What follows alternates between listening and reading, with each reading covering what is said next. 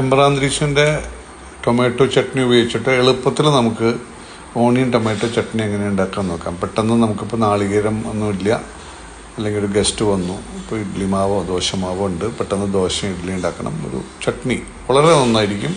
ഒരു medium size സബോള അരിഞ്ഞ് പച്ചമണം പോണ വരെ, വേണമെങ്കിൽ ഇത്തിരി ഓയിൽ ഒഴിക്കാം, നന്നായിട്ട് വഴറ്റുക.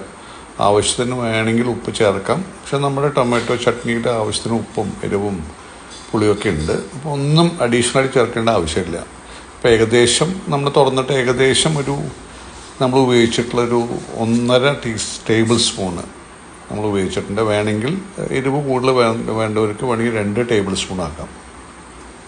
നന്നായിട്ട് വഴറ്റി അതിൻ്റെ പച്ചമുളകൊക്കെ പോയി ഒന്ന് യോജിപ്പ് വന്നു കഴിഞ്ഞാൽ നമുക്കൊരു മിക്സി ജാറിലിട്ട് നന്നായിട്ട് ഒന്ന് അരച്ചെടുക്കുക.